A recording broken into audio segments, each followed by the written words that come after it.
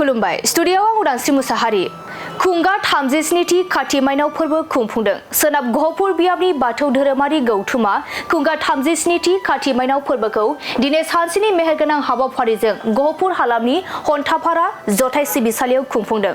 नोंगौ गुबुन गुबुन जायगायाव खाथि माइनाव फोरबो फालिनाय बायदिनो सोनाब गहपुर बियाबनि बाथौ धोरोमारि गौथुमा खुंगा 37थि खाथि माइनाव फोरबो फालिदों।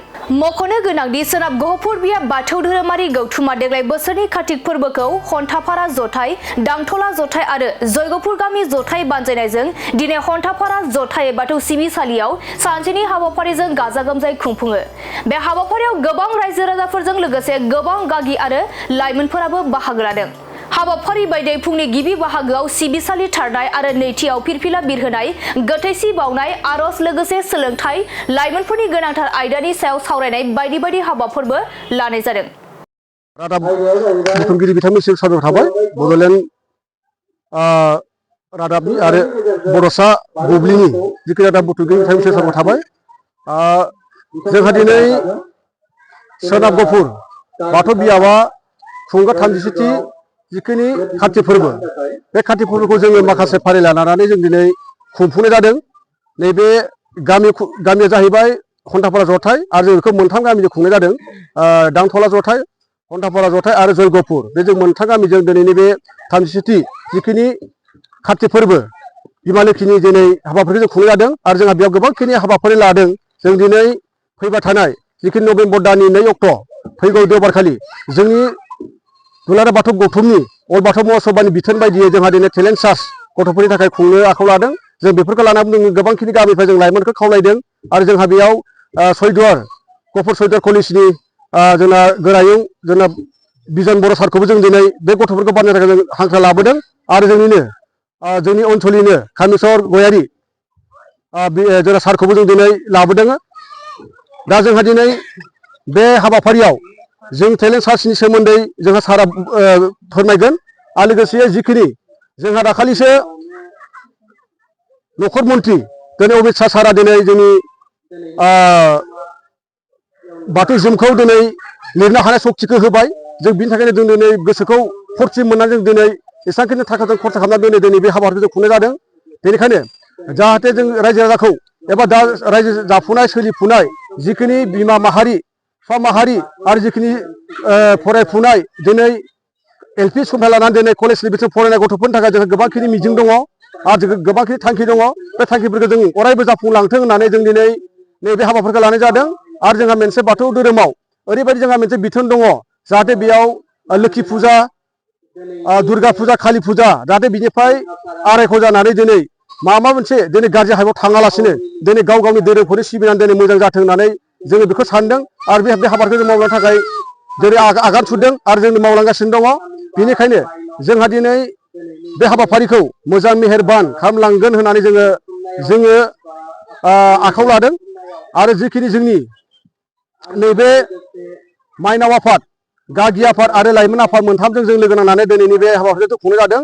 जाहाथे जोंनि बे फैबाय थानाय 2 तारिख नभेम्बरनि बे 2 तारिखआव जाहाथे जोंनि बे मोनफ्रोमबो गामिनिफ्राय जोङो बिदिनो 6 जन 7 जनब्लाबो जोङो फरायसाफोरखौ जोङो क्लास 7, 8, 9, 10 मोनब्रै क्लासनि जों गथ'फोरखौ बुथुमगासिनो दङ आरो जोंहा बे 2 तारिखनि एग्जाम टेलेन्ट सार्च एग्जामखौ जोङो जोंनि बिश्वनाथ डिस्ट्रिक्टआव मोनसे केन्द्र हरदोंमोन। जों बेखौ न'दुवार बालिसां आरो सा बिश्वनाथ आरो बिश्वनाथनगर सानजा गहपुर आरो सोनाब गहपुर 6थाजों खुंनायनि हाबाफारि लादोंमोन।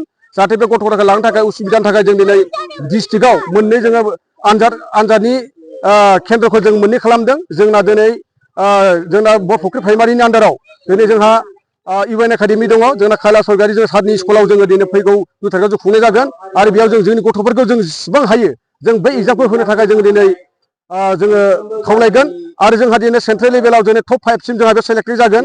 बेनिखायनो जोंनि गथ'फ्रा बोरै जोङो जाहाथे गाज्रि मुवा बेसाद जानाय गाज्रि हाबाफोर थांनाय अबाफोर खारनाय अबाफोर सोरजोंबा बिदिनो दोनखारलांनाय बा सोरबा मोजां मोननाय खारनाय गाज्रि हाबायाव थांनाय बेफोरखौ होबथानो थाखाय जों दिनै गोबांखिनि खामानिखौ जों मावगासिनो दङ आरो अरायबो जोंनि बाथौ महासभा दुलाराय बाथौ गौथुमा जेब्ला थांना थाथों आरो जोंहा दिनै जोंनि जिखिनि मिरु गौथुमनि दिनै दैदेनगिरिफ्रा जिखिनि जोंखौ बिथोन होदों बेबायदि बिथोन जों फालिबाय थागोन। आं दिनै बे रादाबनि बुब्लियाव आं बुंनाय जाबाय।